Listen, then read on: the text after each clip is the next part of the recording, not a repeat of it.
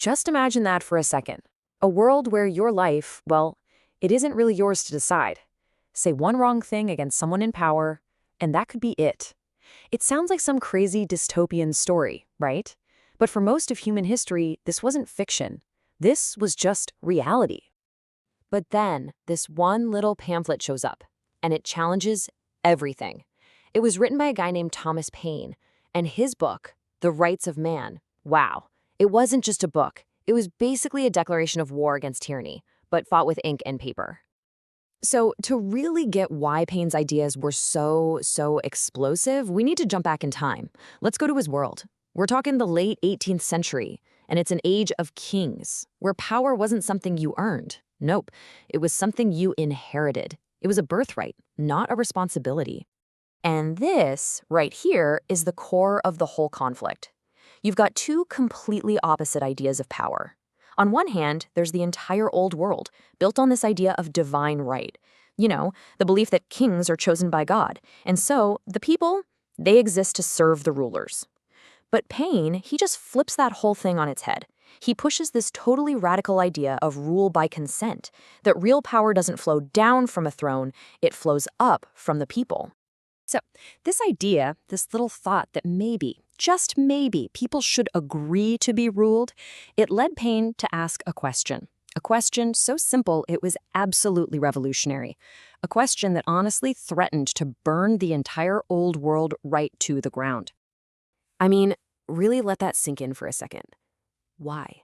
In a world where you were never, ever taught to ask why, that single word was like striking a match in a room full of gunpowder.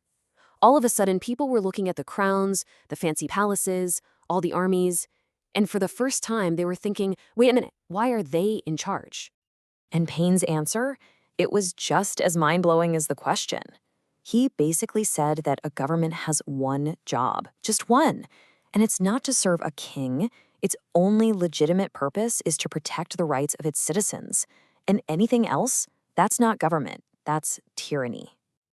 Okay, and this is where things get really dangerous for the folks in charge.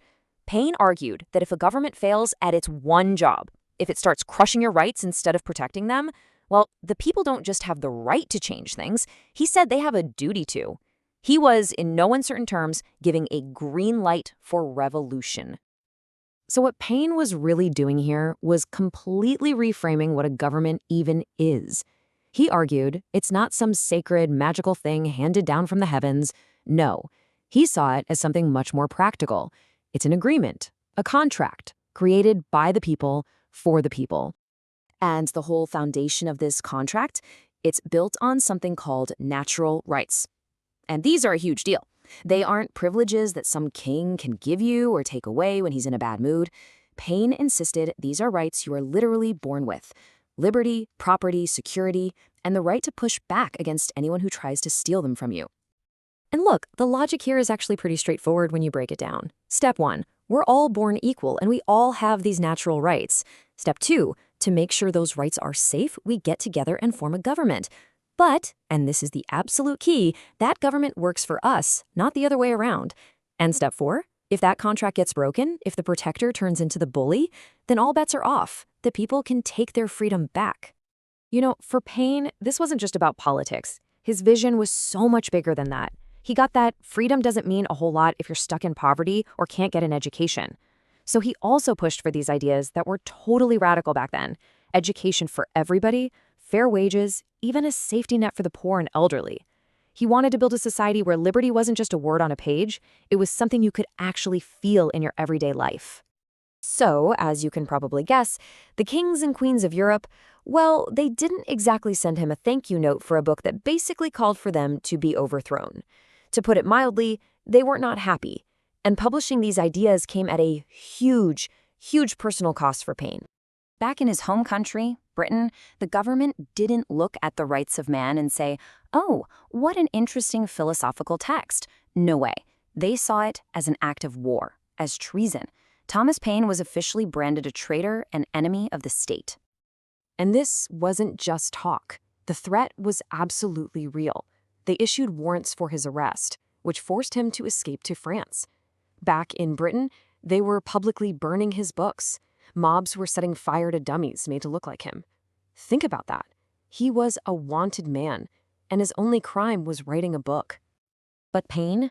He didn't back down. He was completely unwavering because he knew something fundamental.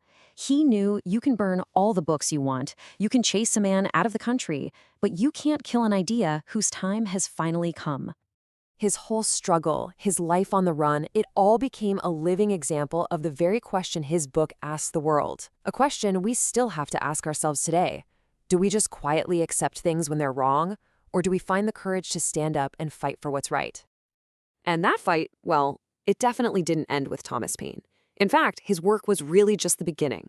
The ideas he let loose into the world, they've been echoing through history ever since, and they've completely shaped the world that you and I live in today. I mean, just look at the journey these ideas have taken. It all starts with one controversial little pamphlet in 1791 that shakes empires to their core. In the years that followed, it fueled revolutions and democratic movements all over the place.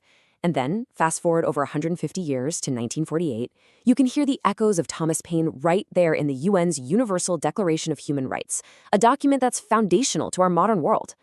So if there's one single thing to take away from Paine's entire legacy, it has to be this.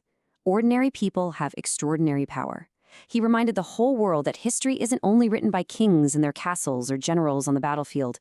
It's written by regular people who have the courage to stand up and demand what is rightfully theirs.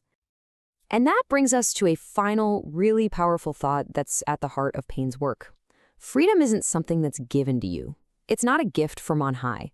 It's something you have to claim. It's something that has to be defended and fought for and cherished by every single generation.